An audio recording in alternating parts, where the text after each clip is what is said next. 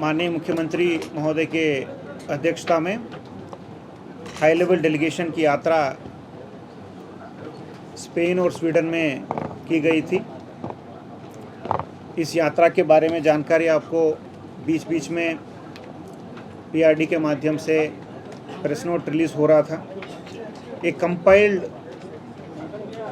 Press conference का उद्देश्य ये है कि एक समरी आपको टोटल प्रोग्राम के दौरान क्या क्या कार्यक्रम हुआ है और उसका फलाफल क्या रहा, इसको और आगे कैसे हम लोग ले जाएंगे, इसके बारे में आपको एक विवरणी देने का उद्देश्य था। तो सर्वप्रथम क्योंकि प्रेजेंटेशन है तो प्रेजेंटेशन क्योंकि थोड़ा रूम छोटा हो गया है तो मैं प्रेजेंटेशन भी आपको सर्कुलेट करूंगा। अभी आपको प्रेस नोट हिंदी और इंग्लिश में आपको दिया गया है और फोटोग्राफ सहित अभी पेन ड्राइव्स भी हम लोग 50 अभी बनाए हैं और भी पता चला कि कुछ और सोशल मीडिया का भी मित्र हैं तो उनको भी देने के लिए हम लोग प्रयास करेंगे। यदि आज अगर नहीं है तो संभव कल उनको फिर फोटोग्राफ्स के साथ हम लोग उनको भी उपलब्ध कराएंगे। तभी किसी को डिजिटल फॉर्मेट में रिपोर्ट्स चाहिए तो पीआरडी के डायरेक्टर महोदय आपको उपलब्ध कराएंगे। सर्वप्रथम मैं शुरू करना चाहता हूं कि अगर आप पृष्ठभूमि देखेंगे तो झारखंड में फॉरेन डायरेक्ट इन्वेस्टमेंट का क्या इतिहास रहा और किस बैकग्राउंड में इस यात्रा करने की आवश्यकता पड़ी और विगत 10 सालों में झारखंड में फॉरेन डायरेक्ट इन्वेस्टमेंट की क्या फिगर्स रहा है। तो आपको जो डेटा दिया गया है उसमें स्वतः आपको ये बात परिलक्षित होगा कि over a period of time हम लोगों को फॉरेन डायरेक्ट इन्वेस्टमेंट काफ़ी कम मिला। अगर आप देखेंगे तो 2016, 17, 18, 19 में कुल मिलाकर हम लोगों को $20 मिलियन से भी कम मिला है। माने करीब करीब उस समय का डॉलर एक्सचेंज रेट से 100 करोड़ से भी कम हम लोगों का फॉरेन डायरेक्ट इन्वेस्टमेंट मिला है, जो एक रेमिटेंसेस रूप में भी मिल सकता है। किसी को अगर फॉरेन करेंसी में किसी कंपनी में इन्वेस्ट कर रहे हो या कोई अलग यूनिट लगा रहे हैं या कोई यूनिट्स का शेयर्स अगर खरीद रहे हैं, उस कंपनी झारखंड में उपलब्ध है तो फॉरेन डायरेक्ट इन्वेस्टमेंट में माना जाता है। तो फिर 2019, 20 और 20-21 में एक बम्प हम लोगों को मिला। तो DPIIT के जो स्टैटिस्टिक्स हम लोगों को जो मिला है भारत सरकार का, उसके अनुसार वो दोनों सालों में करीब करीब हम लोगों को 13,000 करोड़ फॉरेन डायरेक्ट इन्वेस्टमेंट मिला।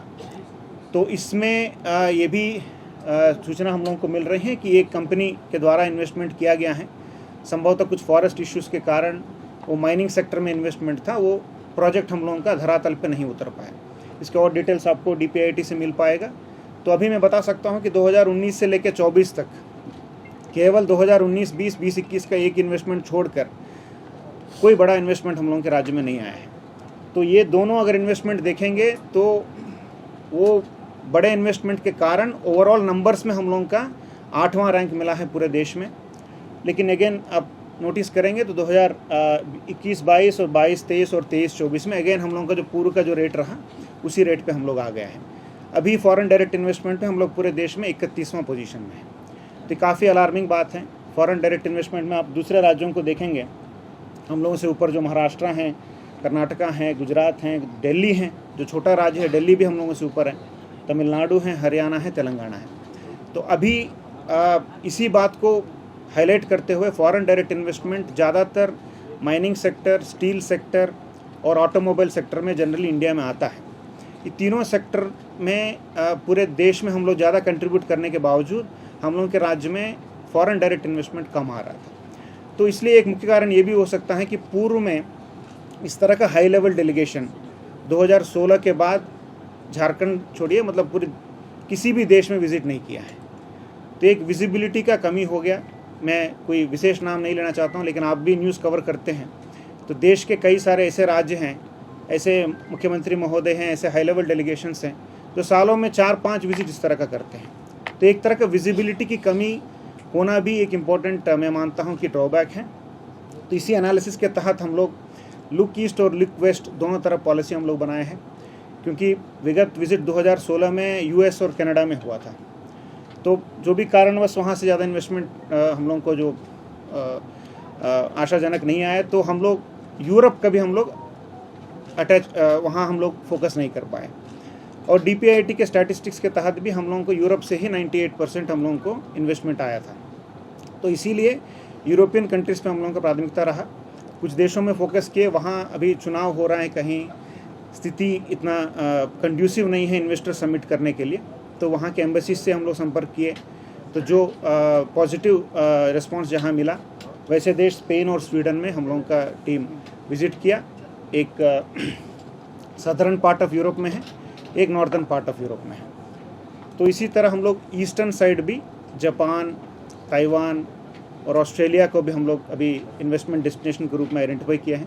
संभवतः फ्यूचर में इस तरह भी हम लोग कार्यक्रम करेंगे। इसके साथ साथ कई सारे इसमें इम्पोर्टेंट फैक्टर्स है, जैसे स्टील, मेटलर्जी, माइन रिक्लेमेशन, इस सब पे प्रोजेक्ट्स हम लोग लेने के उद्देश्य के साथ वहाँ गए। स्पेन विशेषकर अभी 2026 साल जो है इंडिया और स्पेन के बीच में एक विशेष साल के रूप में मनाया जाएगा। बायलैटरल रिलेशंस का 75 ईयर्स कंप्लीट होने के विशेष अवसर पर 2026 इंडो स्पेनिश कोलैबोरेशन ईयर के रूप में हम लोग मनाते हैं। तो एम्बेसी से भी काफ़ी पॉजिटिव रेस्पॉन्स हम लोगों को मिला, क्योंकि आप जानते हैं कि डिफेंस सेक्टर में भी स्पेन इंडिया में इन्वेस्ट कर रहा है। गुजरात में अगर आप देखेंगे तो एयरबस जो स्पेन का कंपनी है वो हम लोगों के लिए एयरक्राफ्ट्स भी बना रहे हैं। तो इसी उद्देश्य के साथ हम लोग ज़्यादा सबमरीन्स भी इंडिया के लिए स्पेनिश कंपनीज बना रहे हैं, और इंडिया में 280 स्पेनिश कंपनीज ऑलरेडी काम कर रहे हैं। तो अनफॉर्चुनेटली हम लोगों के पास अभी तक कोई स्पेनिश कंपनी का प्रेजेंस हमारे राज्य में नहीं है, तो ये एक अवसर हम लोगों को लगा। इसी तरह स्वीडन आप देखते हैं तो ऑटोमोबाइल के लिए, स्पेशली इलेक्ट्रिक व्हीकल्स के लिए, वो एक डेस्टिनेशन के रूप में देख सकते हैं पूरे दुनिया में।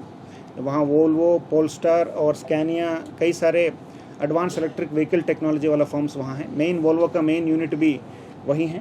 तो क्योंकि झारखंड सरकार का भी इलेक्ट्रिक व्हीकल पॉलिसी है जो 5 साल के लिए जो बना है, 2023 से जो लागू था 2022 का पॉलिसी, तो उसमें भी मिड कोर्स करेक्शन हम लोगों को करना है। 2.5 साल में जो लर्निंग्स हम लोगों का रहा, इसके आधार पे हम लोगों को इलेक्ट्रिक व्हीकल पॉलिसी भी रिवाइज करना है। उसके लिए एक समिति भी मुख्य सचिव महोदया की अध्यक्षता में बना हुआ है। तो एक नॉलेज विजिट भी हम लोगों का हुआ कि इलेक्ट्रिक व्हीकल मैन्युफैक्चरिंग से लेकर किस तरह का इंसेंटिव कई देश दे रहे हैं। और इस साल विशेषकर स्वीडन इसीलिए इम्पोर्टेंट है कि इलेक्ट्रिक व्हीकल सिम्पोजियम जो 38th एडिशन इस बार वहाँ हो रहा है, तो पूरे विश्व में एक देश में एक बार होता है। लास्ट ईयर ये साउथ कोरिया में हुआ, इसके पहले अमेरिका में हुआ, तो इस बार वो स्वीडन के गोथनबर्ग में जून महीने में होने वाला है। तो दैट इटसेल्फ शोज दैट वो डेस्टिनेशन जो गोथनबर्ग है वो विशेषकर इलेक्ट्रिक व्हीकल मोबिलिटी के लिए पूरे विश्व में उसका अपना पहचान बना चुका है।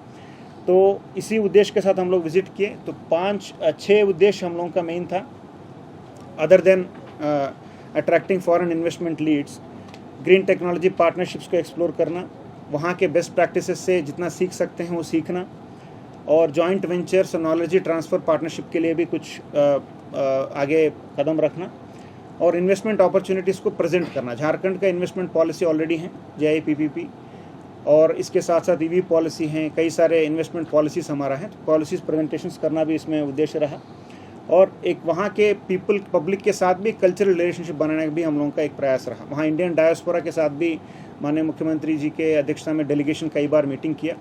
तो वहाँ जब इंडियन डायस्पोरा के साथ हम लोग इंटरेक्ट करते हैं, क्योंकि ये पूरे विज़िट भारत सरकार के पॉलिटिकल क्लियरेंस के उपरांत एक डिप्लोमेट के नाते वहाँ के जो हायर अथॉरिटीज़ हैं हमारे राज्य का, वो अटेंड किया है। तो ना केवल वो झारखंड बल्कि पूरे देश को भी रिप्रेजेंट कर रहे हैं। तो एम्बेसी के साथ हम लोगों का सभी कार्यक्रम कोऑर्डिनेट होकर हुआ है। तो अगर आप, क्योंकि प्रेजेंटेशन नहीं दिख रहा है तो मैं आपको फ़ोटोज़ भी सर्कुलेट करूँगा। तो इसमें फर्स्ट डे हम लोग जो विज़िट किए हैं, क्योंकि वो ईस्टर वीक है, तो ईस्टर है, विशेष दिन है वहाँ, स्पेशली यूरोप के लिए। और वहाँ सग्राडा ला फेमिया एक विश्व विख्यात एक यूनेस्को साइट है, अंडर कंस्ट्रक्शन बड़ा चर्च है, जिसमें वहाँ के जो consulate general of India office हैं बार्सिलोना, उनके अनुरोध पे हम लोग वहाँ भी विज़िट किए हैं। तो वहाँ एक टेम्पल मैनेजमेंट के बेस्ट प्रैक्टिसेस, फॉर एग्जांपल वहाँ ऑडियो गाइड का सिस्टम है। जैसे आप देवघर में भी देखेंगे तो मंदिर में किसी को आप गाइड के रूप में कोई बताएंगे तभी आपको पता चलेगा। तो एक ऑडियो गाइड सिस्टम है जिसमें आपका डिजिटली आप जिस पॉइंट पे जाते हैं वहाँ उसका विशिष्टता क्या है वो आपको ऑडियो में आ जाएगा। तो एक अच्छा सुंदर व्यवस्था है, उसका भी वहाँ स्टडी करने का अवसर हम लोगों को मिला। इसके बाद म्यूज़ियम डिगावा का विज़िट हुआ था, वहाँ का कैटलोनियन गवर्नमेंट के सपोर्ट के साथ। कैटलोनिया वहाँ का स्टेट है, जैसा कि झारखंड हमारा हुआ, वहाँ कैटलोनिया स्पेन का एक स्टेट है। कैटलोनियन गवर्नमेंट के सहयोग से हम लोग गावा माइंस का भी विज़िट किया। वो पुराने माइंस हैं, उसको कैसे वो एक इंडस्ट्रियल एक एजुकेशनल हब के रूप में उसको कैसे डेवलप किया है, माइंस टूरिज़्म के रूप में कैसे इसको डेवलप किया है, उसके बारे में सभी डेलीगेशन के सदस्य वहाँ का स्टडी किया है।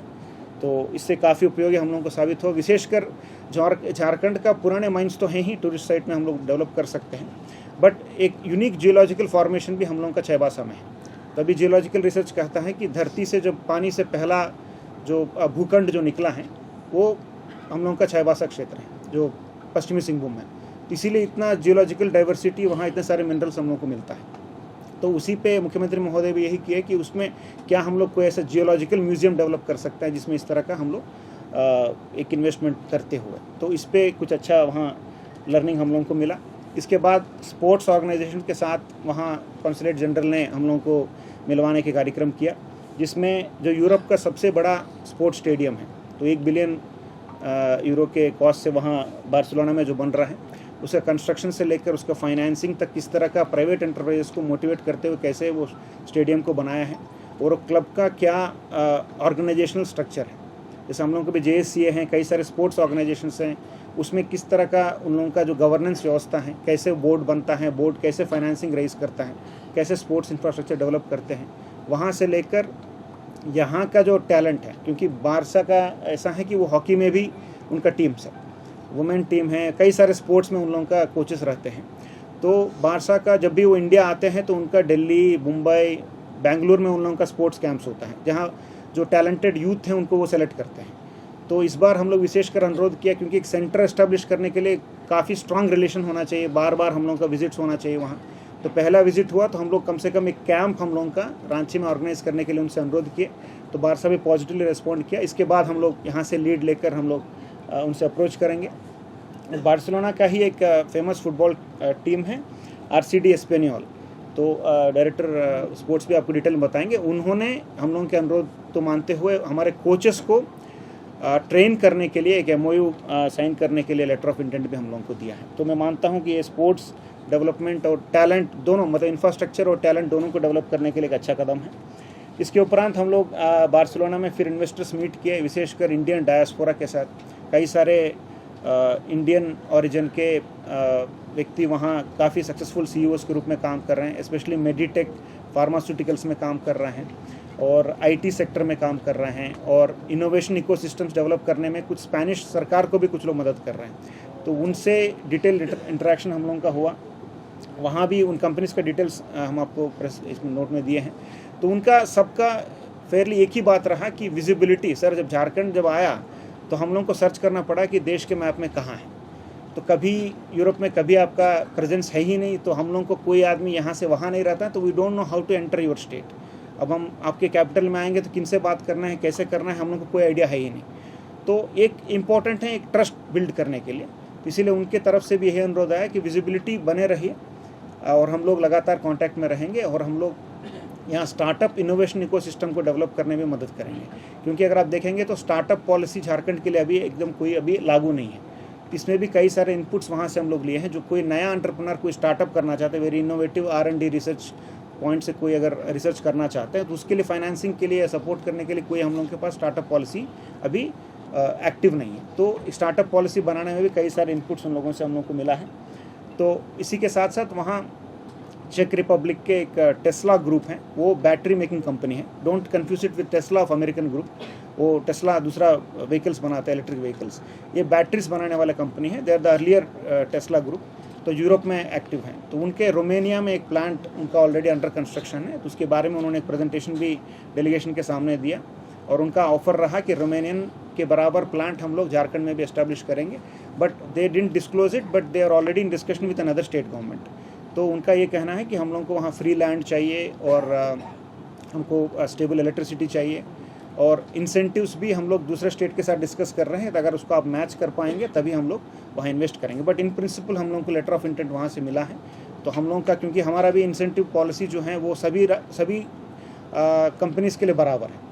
एक विशेष कंपनी के लिए हम लोग अपना ट्वीक नहीं कर सकते हैं। तो हम लोगों का भी अपना लिमिटेशंस है, लेकिन वो नेगोशिएशंस चलेंगे जब तक वो हमारे इंसेंटिव पॉलिसी के अंतर्गत अगर वो फिट करते हैं तो उसका इन्वेस्टमेंट हम लोग राज्य में ला सकते हैं। ये बैटरी मैन्युफैक्चरिंग है। तो छोटा बैटरी वो चाइना से इंपोर्ट करके बड़ा बैटरी मैन्युफैक्चरिंग सिस्टम्स तैयार करते हैं, जो हमारे जो कंपनीज हैं स्मॉल एंड मीडियम एंटरप्राइज है, उनके एक बैकअप के रूप में वो बैटरी सिस्टम्स काम करेंगे।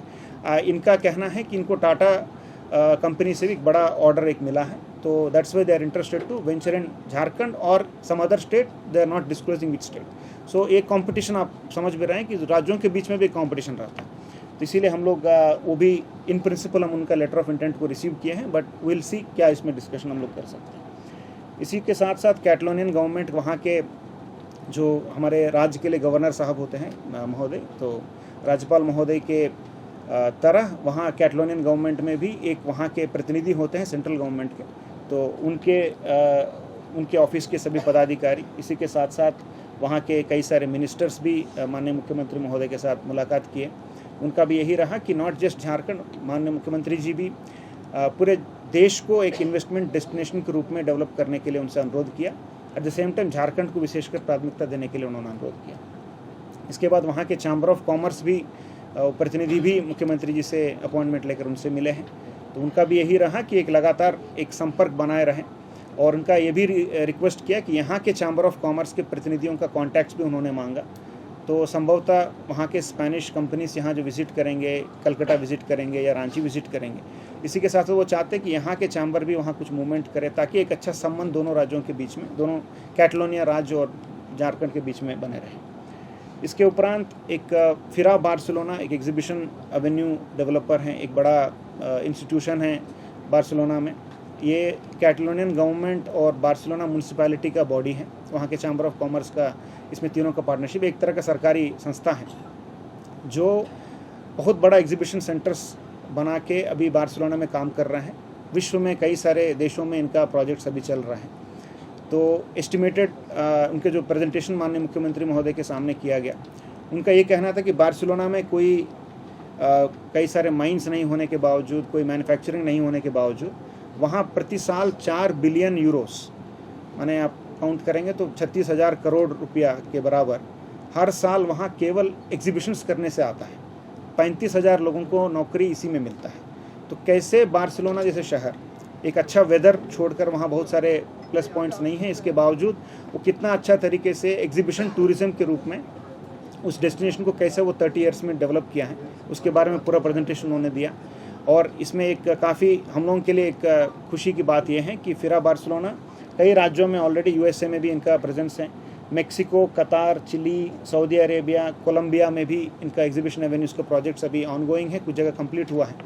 तो वो झारखंड में भी स्पेशली रांची में, क्योंकि वो eastern part of the country में वो काफ़ी रिसर्च कर चुके हैं, उनको लैंड की आवश्यकता है 20 से 25 एकड़ एग्जीबिशन एवेन्यू बनाने के लिए। तो वो चाह रहे हैं कि ऐसे कोई जॉइंट वेंचर, ऐसे कोई प्रोजेक्ट हम लोग बना दें जिसमें झारखंड सरकार भी इसमें ओनरशिप लेगी, जिसमें फिरा बार्सिलोना भी उसको मेंटेन करने से लेकर इन्वेस्टर्स को लाने की काम करेगी।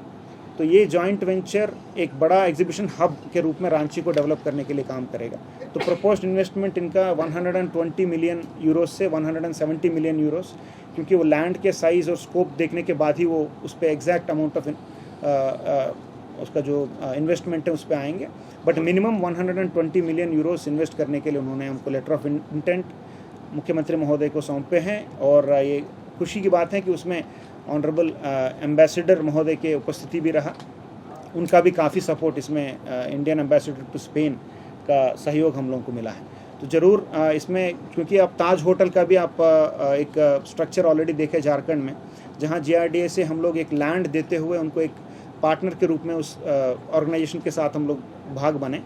तो इसी लाइन पे हम लोग इसमें भी जॉइंट वेंचर की तरफ हम लोग आगे बढ़ सकते हैं। इसमें JIDCO, Jharkhand industrial infrastructure development corporation को इसमें आने के लिए उन्होंने रिक्वेस्ट किया है। इसके साथ साथ वहाँ मैड्रिड में काफ़ी बड़ा इन्वेस्टर समिट हम लोगों का हुआ। कई सारे Spanish companies, Spanish departments, commercial organisations के साथ हम लोगों का डिस्कशंस हुआ। कंपनीज़ का लिस्ट भी आपको दिया गया है। इसके साथ साथ 1-to-1 भी हम लोग कई सारे कंपनीज़ के साथ मीटिंग किए, काफ़ी डेडिकेटेड डिस्कशंस। एक मीटिंग 15 से 30 मिनट तक डिटेल उस कंपनी का क्या रिक्विजिशन से लेकर उनको क्या झारखंड में आने के लिए स्कोप है या नहीं, किस तरह का मदद हम कर सकते हैं, कैसे फॉरेन डायरेक्ट इन्वेस्टमेंट ला सकते हैं, उसकी तरफ हम लोगों का चर्चा हुआ। इसमें भी कई सारी कंपनी ऑलरेडी पॉजिटिव रिस्पॉन्स हम लोगों को दिया। फॉर एग्जांपल जिट्रॉन एक कंपनी है जिसका प्रेजेंस दिल्ली में है, 150 एम्प्लॉयज़ वहाँ हैं, they are planning to relocate. तो झारखंड में दूसरा राज्य में जाने के लिए वो खोज रहे हैं। तो अब लकी ये हुआ हम लोगों का कि हम लोग वहाँ गए तो वो प्रपोजल हम लोगों को दिया है कि हम लोग अगर आके झारखंड देखेंगे, हमको अच्छा लगा तो हम आपके पास आएंगे। तो उनके डिस्कशन में भी हम लोगों को यही समझ में आया, विगत 2 से 3 साल में केवल 2 ही राज्य, उड़ीसा 2023 के बाद केवल 2 ही राज्य स्पेन का विजिट किया, तमिलनाडु और वेस्ट बंगाल। तो ज़्यादा से ज़्यादा एडवांटेज यही है कि जो स्टेट्स अब एक स्ट्रेटजी के रूप में काम करें, कुछ स्टेट्स कुछ देशों को फोकस करके वहीं बार बार विजिट्स कर रहे हैं और वहाँ से इन्वेस्टमेंट ला रहे हैं। फॉर एग्जांपल ताइवान एक बहुत बड़ा इन्वेस्टमेंट तमिलनाडु में कर रहा है, वो क्योंकि कंटिन्यूस एंगेजमेंट उस देश के एडमिनिस्ट्रेशन के साथ, वहाँ के चैम्बर के साथ, उस राज्य का एक अच्छा रिलेशन बन गया है। तो इसी तरह मैं मानता हूँ कि कंटिन्यूस कोलैबोरेशन और डिस्कशंस चाहे ऑनलाइन मोड में हो या टेलीफोनिकली हो, वहाँ के कंपनीज के साथ रहेंगे। तो इस तरह का जिट्रॉन जैसे कई सारे कंपनी हैं जो रिलोकेट कर सकते हैं, जॉइंट वेंचर का ऑफर्स हम लोगों को दे सकते हैं। इसके साथ आईफेमा एक इसी तरह का फिरा बार्सिलोना की तरह की बहुत बड़ा एग्जीबिशन एवेन्यू है मैड्रिड में।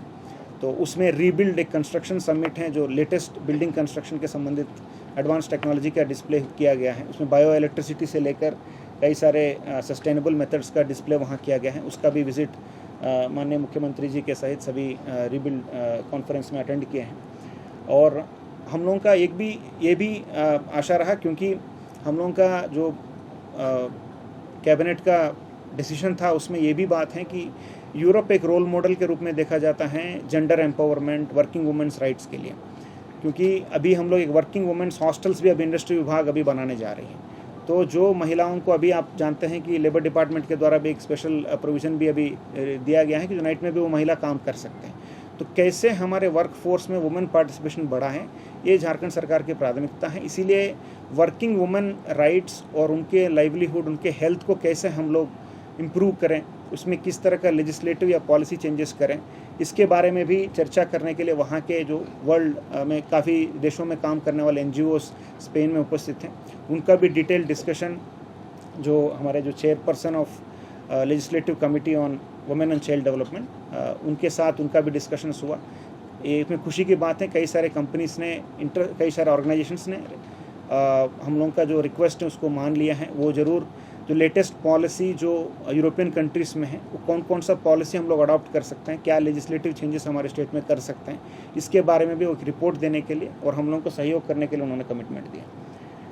इसके उपरांत स्पेन से हम लोग स्वीडन गए, गोतनबर्ग, काफ़ी नॉर्दर्न पार्ट ऑफ यूरोप में है। एक काफ़ी दूर जाने के बाद वहाँ हम लोगों को गोतनबर्ग में वहाँ भी एक इन्वेस्टर समिट करने का मौका मिला। वहाँ Sweden companies, specially electric vehicle sector में जो है कंपनीज का लिस्ट आपको दिया गया है। वो डिटेल प्रेजेंटेशन हम लोगों का रहा। प्रेजेंटेशन का फॉर्मेट ऐसा ही रहा कि हम लोगों का जो माननीय मुख्यमंत्री महोदय, माननीय चेयरपर्सन महोदय, chief secretary sir, additional chief secretary sir, हम लोग एक डिटेल एक ओवरव्यू देने के उपरांत सब्जेक्ट मैटर स्पेशलिस्ट के रूप में हमारे जो पदाधिकारी जो मेरे साथ बैठे हैं उनका डिटेल प्रेजेंटेशन रहा। अलग अलग सेक्टर्स में कोई ओवरलैप नहीं, कहीं उनके लोकल भाषा में भी हम लोग ट्रांसलेट करके कुछ लोगों को समझाएं। स्वीडन में मैड्रिड में ज़्यादातर इंग्लिश स्पीकर्स ज़्यादा हैं, तो हम लोगों को वहाँ बहुत ज़्यादा कठिनाई नहीं हुई। विशेषकर बताना है तो माइंस में क्या इन्वेस्टमेंट अपॉर्चुनिटीज़ हैं। जैसे मैंने बताया 19-20 में जो इन्वेस्टमेंट आया वो ज़्यादातर माइनिंग ड्रिवन था। तो माइंस में स्पेशली हम लोग क्रिटिकल मिनरल्स भी अभी हम लोग एक्सप्लोरेशन स्टेज में हैं। JEMCL भी हमारा जो एक सरकारी कंपनी है, वो भी अभी कोल बिड में हम लोग एक बहुत बड़ा coal block 500 billion metric tons of coal जिसमें है, उसको बिड हम लोग जीते हैं। तो सरकारी कंपनीज को चलाने के लिए भी एक्सप्लोरेशन से लेकर प्रोसेसिंग तक कई सारे जॉइंट वेंचर्स करने की आवश्यकता है। तो उसमें भी हम लोग वहाँ डिस्कशन किए हैं। तो डायरेक्टर माइंस और JSMDC के MD राहुल सिन्हा जी ने डिटेल वहाँ माइंस में क्या क्या स्कोप है हम लोगों का, माइनिंग ओवरव्यू हमारे स्टेट के बारे में दिए हैं। इसी तरह रस्तोगी सर जो chairman of sustainable just transition है, वो रिन्यूएबल एनर्जी हब के रूप में झारखंड को कैसे बना सकते हैं, स्पेशली जो हाइड्रो इलेक्ट्रिक बेस्ड कैसे हम लोग स्मॉल सिस्टम्स को कैसे डेवलप कर सकते हैं, और इन्वेस्टमेंट अपॉर्चुनिटीज़ हमारे राज्य में क्या है। विशेषकर ग्राफीन जैसे जो हाई एंड प्रोडक्ट है जो हमारे लाख से जो बनता है, उसके बारे में भी उन्होंने बताया कि कितना स्कोप यूरोप में है। काफ़ी इंटरेस्ट कई सारे एंटरप्रेन्योर से वहाँ हम लोग को मिला भी। इसी तरह हमारे डायरेक्टर इंडस्ट्रीज़ तो टोटल हमारे पॉलिसीज़, इन्वेस्टमेंट प्रमोशन पॉलिसी जो इंसेंटिव हम लोग को मिलता है वहाँ से लेकर जो हमारे सभी पॉलिसीज़ का ओवरव्यू, वहाँ के शहरों में क्या क्या विशेष कर फूड प्रोसेसिंग का क्या पॉलिसी है, इथेनॉल का क्या पॉलिसी है, इलेक्ट्रिक व्हीकल का क्या पॉलिसी है, इसके बारे में डिटेल ओवरव्यू उन्होंने दिया। और हमारे जो जिडको के जो एमडी हैं वरुण रंजन जी, इन्होंने हमारे पब्लिक सेक्टर एंटरप्राइजेस जैसा कि जिडको से लेकर जेएसएमडी से लेकर जेबीवीएनएल से लेकर कई सारे सरकारी कंपनियां हैं, तो ये कंपनी कैसे हम लोग जॉइंट वेंचर स्पेनिश कंपनी के साथ कर सकते हैं जो इंडिया में प्रेजेंस चाहते हैं, उसके बारे में डिटेल ओवरव्यू दिया। फॉर एग्जांपल आप देखेंगे तो तमिलनाडु में अब सभी लोग, बहुत सारे लोग टाइटन वॉच पहनते हैं, तो टाइटन वॉच जो है उसमें तमिलनाडु सरकार का भी भाग है। तो टिडको जो वहाँ का जो जिडको है, टिडको और टाटा एंटरप्राइज दोनों मिलकर टाइटन कंपनी को स्टार्ट किया। तो आज एक बहुत बड़ा, वो बाद में कुछ शेयर्स टिडको ने बेचने के बाद काफ़ी राशि भी सरकार को मिला है। तो इसी मॉडल पे क्या जॉइंट वेंचर्स हम लोग बना सकते हैं, उस पर उन्होंने अपना डिटेल प्रेजेंटेशन दिया है। इसी के बाद वहाँ प्रेजेंटेशन के होने के बाद हम लोग वोल्वो प्लांट का विज़िट किया, जो कर्नाटका में ऑलरेडी इनका 2 प्लांट हैं। डिस्कशन के दौरान वहाँ के जो चीफ हैं उनके द्वारा ये बताया गया कि फरवरी में ही वो रिसेंटली एक एमओयू कर्नाटका सरकार के साथ किया। जब हम लोगों ने रिक्वेस्ट किया तो उन्होंने बोला कि यदि आप फरवरी के पहले हम लोग को अप्रोच करते शायद हम लोग डिस्कस, इसीलिए ये मोर कॉम्पिटिशन बिटवीन स्टेट्स। तो फिर हम लोगों ने अनुरोध किया, क्योंकि कई सारे ट्रक्स उनके द्वारा ऐसा बना रहे हैं जो ऑफ रोड के लिए ज़्यादा यूज़फुल है। फॉर एग्जांपल जो हेवी व्हीकल्स जो हम लोगों का माइंस जब ऑपरेशनल होंगे, स्पेशली कोल माइंस, कई सारे कोल माइंस अभी ऑक्शन स्टेज में हैं, आने वाले 2 से 3 साल में कई सारे कोल माइंस नया ऑपरेशनल होंगे, तो वहाँ व्हीकल्स की रिक्वायरमेंट बहुत ज़्यादा होगा। स्पेशली इलेक्ट्रिक व्हीकल्स ज़्यादा प्रमोट करने के लिए भारत सरकार भी इस पर जोर दिए हुए है। तो उस पॉइंट से हम लोगों ने बताया कि यहाँ एक बहुत बड़ा कस्टमर बेस आपको झारखंड में आएगा और आ भी रहा है। तो इसको ध्यान में रखते हुए कोई असेंबली यूनिट क्या आप बना सकते हैं। मान लीजिए आप मैन्युफैक्चरिंग कर्नाटका में भी करेंगे तो क्या यहाँ आप एक फिटिंग यूनिट आप बना सकते हैं। तो उसमें उनका रिस्पॉन्स काफ़ी पॉजिटिव रहा। मुझे उम्मीद है कि यदि हम लोग कंस्टेंटली परस्यू करेंगे तो ज़रूर उनका प्रेजेंस वोल्वो का भी झारखंड में आने की संभावना ज़रूर है। इसके उपरांत वहाँ स्टॉकहोम जो राजधानी है, वापस लौटने के दौरान वहाँ के जो एम्बेसडर महोदय हैं, जो चार्जर्ड अफेयर्स बोलते हैं, राकेश तिवारी जी, उन्होंने इंडियन डायस्पोरा और वहाँ के इंडस्ट्रियलिस्ट के साथ एक और डिटेल मीटिंग कराया गया। इसमें अगेन हम लोग हमारे इन्वेस्टमेंट पॉलिसीज़ के साथ साथ वहाँ के स्वीडन में, क्योंकि आप जानते हैं कई सारे इंडिया में स्वीडन का प्रेजेंस है, 300 से अधिक संख्या में यहाँ स्वीडिश कंपनीज़ का प्रेजेंस है। हमारे बहुत सारे कंपनी जैसे विप्रो हैं, इन्फोसिस, उनका भी ऑफिस वहाँ खुला हुआ है। तो कई सारे इंडियन डायस्पोरा के मेंबर्स वहाँ हम लोगों से मिले, उनसे भी हम लोग इन्वेस्टमेंट लीड्स लिए, कुछ लोगों का कम्युनिकेशन हम लोगों को मिला। और अगले दिन हम लोगों का वहाँ का IVL Swedish environmental research institute, जो इंडिया में कई सारे स्टेट्स के साथ वो काम कर रहे हैं, वहाँ के CFO, वहाँ के सीनियर पदाधिकारियों के साथ विजिट हुआ।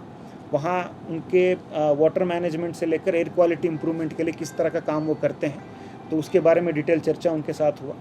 तो अंत में मैं समराइज़ करके यही कह सकता हूँ, क्योंकि अगर आप फर्स्ट टेबल में ही आपको पूरा जानकारी है, तो झारखंड में FDA की क्या स्थिति है, टोटल क्लियर डेटा आपके आंखों के सामने रखा है। सबका उद्देश्य यह है कि झारखंड में फॉरेन डायरेक्ट इन्वेस्टमेंट बढ़े, वो भी जब देश के GDP में 2.5% हमारा राज्य कंट्रीब्यूट कर रहा है, तो देश के FDI में केवल 1% लेने की कोई रीज़न नहीं है।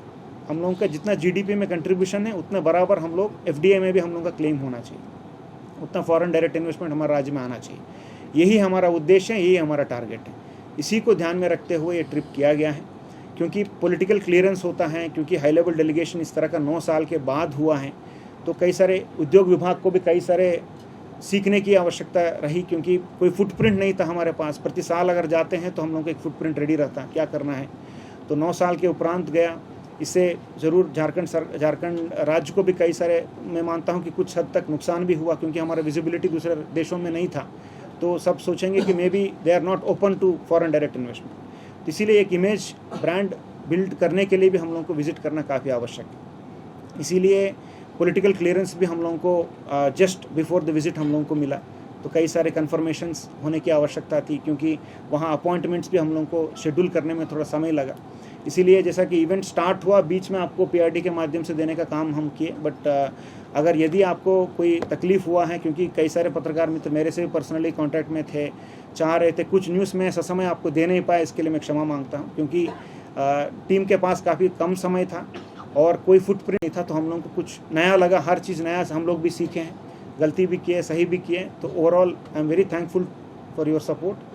आप लगातार न्यूज़ कवरेज में देख रहा था, काफ़ी अच्छा कवरेज उन्होंने आपने दिया, क्योंकि आप जो कर रहे हैं वो स्टेट के भविष्य के लिए कर रहे हैं, क्योंकि as a state we should attract more foreign direct investment. और हम लोगों का जो कंपटीशन भी है दूसरे राज्यों के साथ ही, क्योंकि अगर केवल पॉलिसी देख के अगर कोई इन्वेस्टमेंट करते हैं तो केवल हम लोग पॉलिसी छापते हुए हम लोग बैठ सकते हैं, लोग यहाँ आ सकते हैं, बट जब तक वो पर्सनल टच जैसे दूसरे राज्य दे रहे हैं, दूसरे राज्य जाके एग्रेसिवली रोड शोज़ कर रहे हैं, दूसरे डेलीगेशंस प्रति साल 4 से 5 विजिट कर रहे हैं, तो तभी वो फॉरेन डायरेक्ट इन्वेस्टमेंट हम लोग टैप कर सकते हैं। यही मुझे समराइज़ करके कहना है। तो इन्वेस्टमेंट्स जो आए हैं मेजर, मैं आपको टेबल के रूप में दिया हूँ। अभी कुछ कंपनीज और डिस्कशन स्टेज में है, क्योंकि वो इसमें आप फिराड बार्सिलोना का 120 to 170 मिलियन ये रिटर्न रूप में हमको कंफर्मेशन मिला है, और टेस्ला एएस का भी 150 मिलियन का आया है। But like I told you, इसमें कुछ शर्त हैं और दूसरे राज्य के साथ भी वो डिस्कशन में है, तो हम कोशिश करेंगे ज़रूर इसमें सफल होने के लिए। एबर्टिस एक बड़ा इंफ्रास्ट्रक्चर कंपनी है, वो NHAA में काम कर रहे हैं, इंडिया में कई स्टेट्स में उनके काम हैं, कई टोल रोड्स वो चलाते हैं। सो उन्होंने एक रिटर्न रिक्वेस्ट भी हम लोगों को दिया है कि यदि स्टेट हाईवेज़ को अगर आप PPP मोड में चलाना चाहते हैं तो उसमें वो आने के लिए तैयार है। तो ये संबंधित विभाग को हम लोग फॉरवर्ड करेंगे, उनसे इन्वेस्टमेंट लीड को आगे बढ़ाने के लिए रिक्वेस्ट करेंगे। स्पैनियोल के बारे में आपको बताया गया, स्पोर्ट्स कोचेस के लिए उन्होंने रिटर्न रूप से हम लोगों को संपर्क किया, उनका इंटरेस्ट दिखाया है।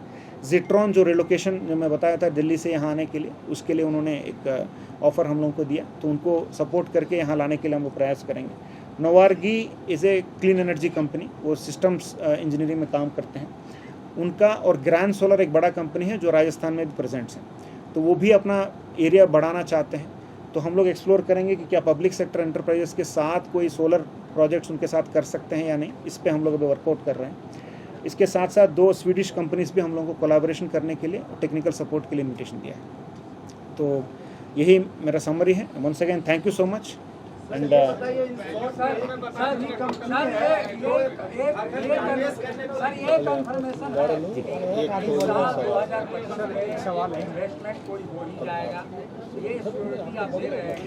मैं आपको बताता हूँ, इसमें जैसे देखिए इन्वेस्टमेंट, फॉरेन डायरेक्ट इन्वेस्टमेंट ऐसा होता है, क्योंकि झारखंड का अभी आप डेटा आपके सामने 10 साल में, तो कोई ऐसा नहीं होता है कि इन्वेस्टमेंट तुरंत मिल जाता है, लेकिन हम लोगों को लेटर ऑफ इंटेंट मिलता है कि हम करना चाहते हैं।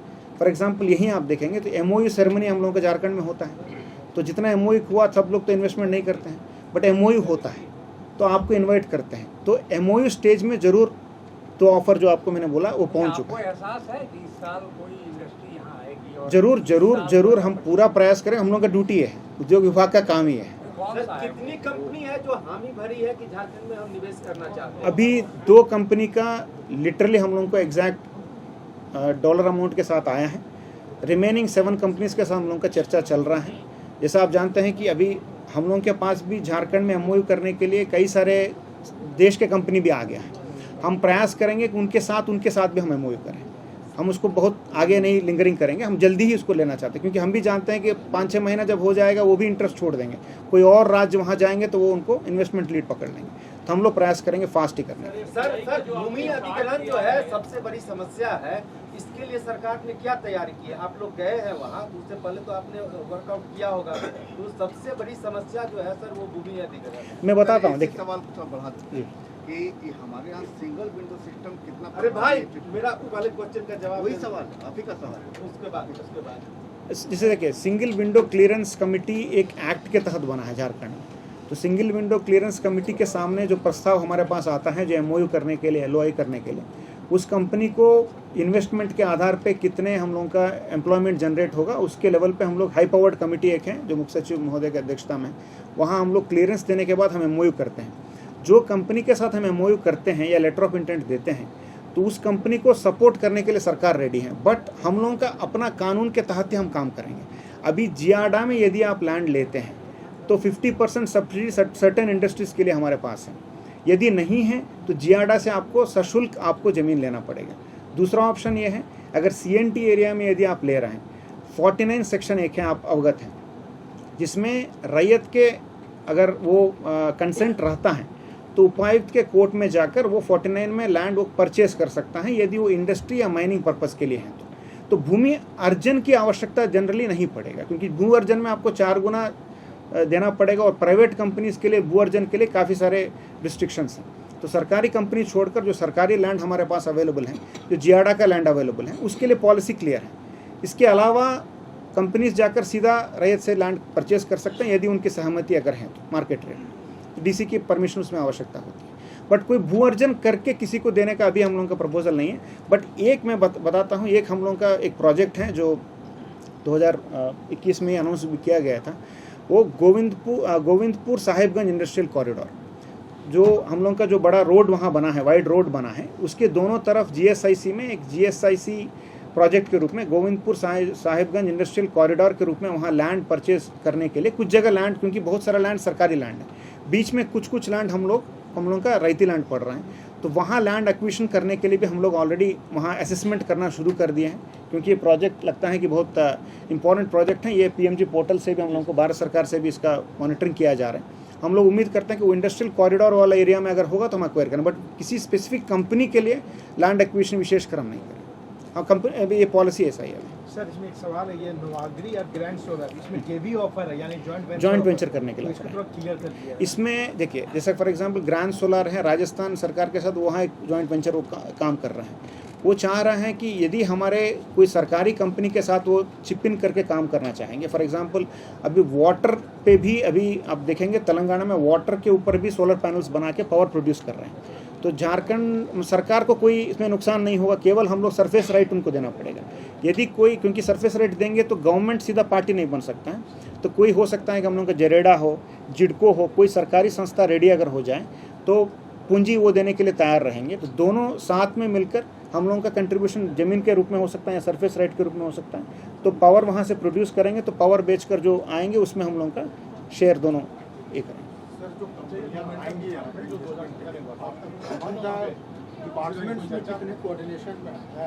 जरूर, ये मैं ये कहना चाहता हूँ। अभी इसके बाद नेक्स्ट लेवल पे जो डेलीगेशन के सदस्यों का एक और बैठक होगा, इसमें जो प्रपोजल्स, क्योंकि आप भी देखिए कि अभी हम लोगों का विजिट लौटने के बाद हार्डली 7 डेज हुआ।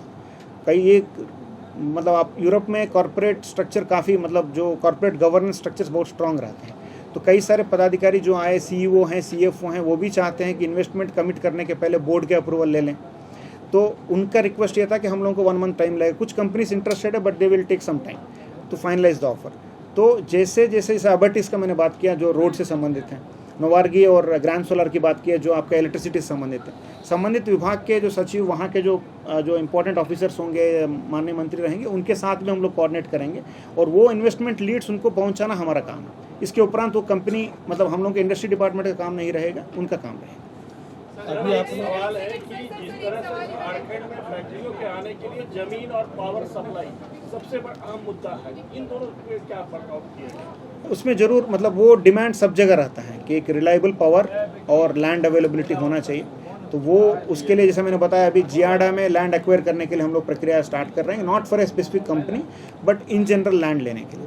कई सारे बिहार के समय के बहुत सारे कंपनीज हैं जो उसके बीच में अभी एसेट एंड लायबिलिटी सभी डिस्ट्रीब्यूशन का भी एक चर्चा चल रहा है। तो वो चर्चा अगर आगे बढ़ जाता तो कई सारे लैंड भी हम लोगों को मिलने की संभावना है पूरे झारखंड। सर एक एफडीआई सर पावर के लिए भी मैं बताता हूँ, एक आपने चाहे आदित्यपुर इंडस्ट्रियल एरिया की बात की जाए, कई सारी कंपनियां पावर सप्लाई के कारण बंद हुई हैं। इस समस्या को कैसे जरूर उसमें एक्स्ट्रा सबस्टेशंस बनाने के लिए और स्पेशली इंडस्ट्री के लिए डेडिकेटेड पावर देने के लिए कार्य चल रहा है। मैं उम्मीद करता हूँ बहुत जल्दी वो काम करें। झारखंड में अधिकतर जमीनें विवादों में घिरी है, चाहे वो सरकारी हो, गैर मलबा या फिर पर्सनल जमीन। ऐसे में इंडस्ट्रीज अगर आती है तो उनको जगह कहाँ मिलेगी? जरूर आपका मैडम एकदम आप सही पॉइंट बता रहे हैं। वो तो लिटिगेशन तो जरूर सब जगह पे है। आसानी से कहा जा रहा है, Very कि true. आसानी से जगह मिल पाएगी?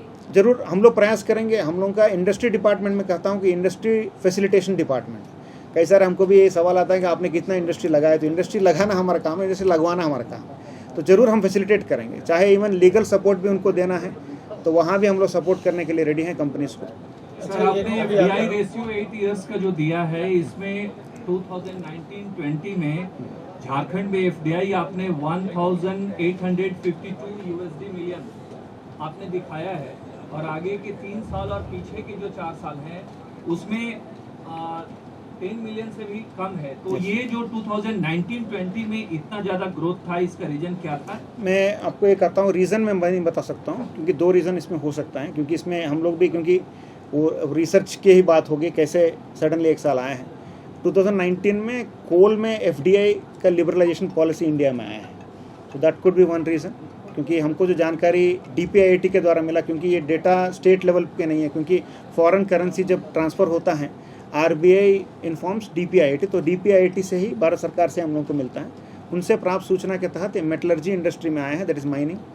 और 2019 अक्टूबर में आप देखेंगे तो कोल लिबरलाइजेशन पॉलिसी भारत सरकार ने लाया कि जिसमें कोल में 100% FDI विदेश से ला सकते हैं।